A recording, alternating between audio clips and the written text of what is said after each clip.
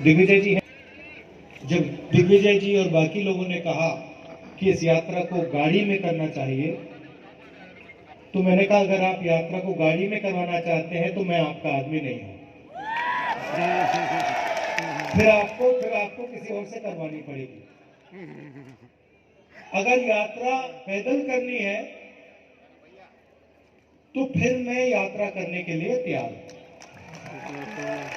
और इसके पीछे मेरी सोच थी, सोच ये थी कि 21वीं सदी के हिंदुस्तान में जो हमारे राजनेता हैं, और मैं सिर्फ किसी एक पार्टी की बात नहीं कर रहा हूं, मैं सब पार्टियों की बात कर रहा हूं, कांग्रेस, बीजेपी, बीएसपी, सब पार्टी की बात कर रहा हूं। जो हमारे राजनेता हैं उनके बीच में और जनता के बीच में बहुत दूरी हो गई है। राजनेता कभी हवाई जहाज में उड़ते हैं, हमारे तरीके से उड़न खटोला बोल दो उसको उड़न खटोले में आते हैं, कभी गाड़ी में आते हैं। और मैंने सोचा कि 21वीं सदी में अगर हिंदुस्तान को समझना है, हिंदुस्तान के किसानों से बात करनी है, उनकी इज्जत करनी है, युवाओं की इज्जत करनी है, मजदूरों की इज्जत करनी है, तो पैदल चलने की जरूरत है।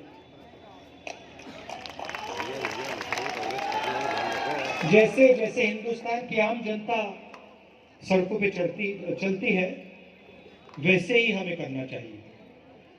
काफी लोगों ने उस समय कहा कि नहीं, बहुत लंबा है, 3700 किलोमीटर है, मुश्किल हो जाएगी, कैसे चला जाएगा। हमने कहा नहीं, हम रिस्क ले लेते हैं, देखते हैं, चला जाए तो चला जाए, नहीं चला जाए तो रुक जाएंगे। और हम सब यात्रियों के साथ कन्याकुमारी से निकले।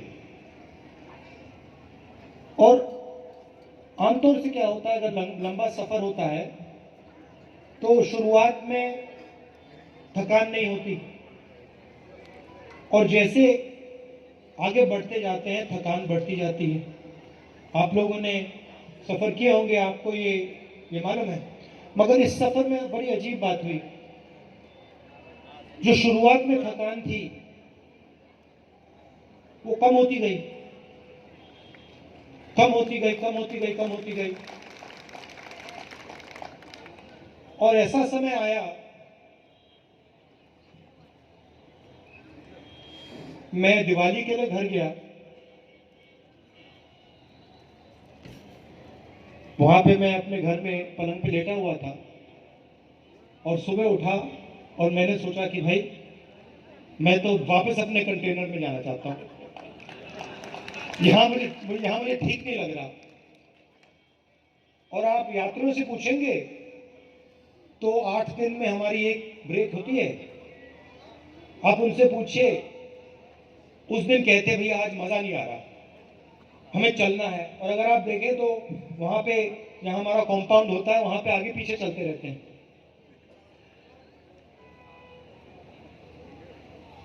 कि क्यों हो रहा है? क्योंकि हम अपनी शक्ति का प्रयोग नहीं कर रहे हैं। हम जो आपका प्यार है, आपकी मोहब्बत है, उसका प्रयोग कर रहे हैं। और आपने अपने मोहब्बत देकर, अपना सपोर्ट देकर हमारे काम को बहुत आसान कर दिया है। पता ही नहीं लग रहा। मैं आपको बता रहा हूं, आज कमलनाथ जी, मैं बता देता हूं, आज इनको बुखार है, दवाई खाएं। आज इन्होंने मुझे सुबह बोला कि मुझे 101 बुखार है। मैंने कहा रेस्ट ले लो। कहते नहीं, आखिरी दिन मैं भी चलना चाहता हूं, मैं रेस्ट नहीं लूंगा, मैंने दवाई खा ली। और देखिए अब मुस्कुरा रहे हैं। और ये सिर्फ कमलनाथ जी की बात नहीं, ये सारे के सारे हमारे नेता हैं। 370 किलोमीटर हमारे सब नेताओं ने चला है और आपसे बहुत सीखने को मिला है। किसानों से बात हुई, किसानों ने हमें पूरा पूरा समझाया। कपास के किसानों ने, सोया के किसानों ने, लहसुन के किसानों ने, सब ने उनकी जो मुश्किलें हैं, उनका जो दर्द है, गहराई में घंटों हम सुने, गहराई में बारीकी से उन्होंने हमें समझाया। बीमा का पैसा डालते हैं, प्राइवेट कंपनी को पैसा दिया जाता है, तूफान आता है, बारिश हो जाती है, खेत बर्बाद हो जाता है, कंपनी का कोई नहीं मिलता। ये देखो, इनका बीमा नहीं मिला। तो ऐसे आपका नाम क्या है? पाटीदार जी जैसे हजारों लोग इन सड़कों पे हमसे मिले, इन्होंने ये कहा। देखिए, मैं आपसे पूछता हूं, आपको जो यहां किसान खड़े हैं, आपको सोयाबीन के लिए सही दाम मिलता है? ये फर्टिलाइजर के दाम, खाद आपको आसानी, यूरिया आपको आसानी से मिलता नहीं, यूरिया के दाम बढ़ गए। हाँ, तो ये सब आपने बारीकी से हमें समझाया। युवाओं से बात हुई, युवा कहते हैं हमने इंजीनियरिंग की, कोई कहता है मैंने सॉफ्टवेयर इंजीनियरिंग सीखी, मैंने ये प्रोग्रामिंग सीखी, मैंने वो प्रोग्रामिंग सीखी, कंप्यूटर को चलाना सीखा। अच्छा, अब क्या करते हो? अब मैं मजदूरी करता हूं, computer engineer, mechanical engineer, civil engineer, ये सारे के सारे आज के हिंदुस्तान में मजदूरी कर रहे हैं। तो ये हालत है सिर्फ मध्य प्रदेश की नहीं, हिंदुस्तान की। और जो बीजेपी की पॉलिसीज हैं, वो डर पैदा करती है, समाज में डर पैदा करती है। चाहे वो नोटबंदी हो, चाहे वो गलत जीएसटी हो, चाहे वो कोविड के समय की पॉलिसीज हो, इनका लक्ष्य समाज में, किसानों के दिल में, छोटे व्यापारियों के दिल में, स्मॉल और मीडियम बिजनेस चलाने वाले लोगों के दिल में, युवाओं के दिल में डर भरने का है। क्योंकि वो उस डर को नफरत में बदलते हैं। जिसके दिल में डर नहीं है, उसके दिल में नफरत पैदा हो ही नहीं सकती। आप देख लो, जिसके दिल में डर नहीं होता, और हमारी यहाँ माताएं बहनें हैं, ये इसको बहुत अच्छी तरह समझेंगी। देखिए, आप मुस्कुरा रही हैं। जिसके दिल में डर नहीं होता, उसके दिल में नफरत पैदा नहीं हो सकती। तो नफरत के लिए इनको डर की जरूरत होती है, और इनकी सारी की सारी पॉलिसीज इस डर को पैदा करने के लिए की जाती है। क्यों करते हैं, मैं बता देता हूं। क्योंकि ये जो आपका धन है, किसानों का धन है, जो आपकी शिक्षा में जाना चाहिए, स्कूलों में जाना चाहिए, अस्पतालों में जाना चाहिए, वो आपसे छीनकर इनके सबसे बड़े उद्योगपति मित्रों को देना चाहते हैं। मार्केटिंग वो लोग करते हैं। ये जो हमारे प्रेस के मित्र हैं, आज दिख नहीं रहे मुझे, कहां गए वो? ये देखिए, यहां बैठे हैं। आज इनसे मिला, मजाक हो रही थी। मैंने इनसे कहा, देखिए, आप ये मत समझिए कि मैं आपकी बुराई कर रहा हूं। मैं कहता हूं, मीटिंग में कभी कभी कहता हूं, जैसे शुरुआत में मैंने कहा प्रेस के हमारे मित्रों, फिर मैं कहता हूं प्रेस के मित्र हैं, मगर हमारी बात तो कभी दिखाते नहीं। तो कैसे मित्र हैं? टीवी पे हमारी बात नहीं आती, हम मनरेगा की बात करते हैं, वो नहीं दिखाते, हम नोटबंदी के बारे में बोलते हैं, वो नहीं दिखाते, गलत जीएसटी के बारे में बोलते हैं, वो नहीं दिखाते। तो मैंने इनसे कहा, देखिए, आपकी गलती नहीं है, मैं जानता हूं कि आपके पीछे लगाम लगी हुई है। जैसे ये आपको पकड़ रखा है, आपको छूट नहीं देते हैं। जो आपके दिल में है, जो आप बोलना चाहते हो, आपको अलाउ नहीं करते।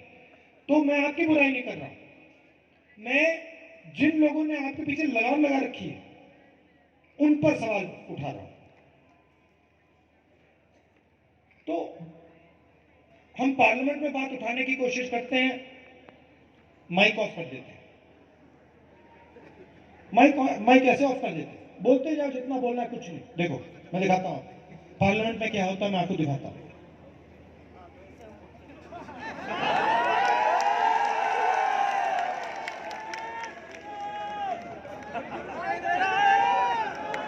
तो अब पार्लियामेंट का रास्ता बंद कर दिया। जो भी उसमें भैया जो भी बोलो, जो भी बोलना है, जितना भी बोलो, मजे ले लो। देखो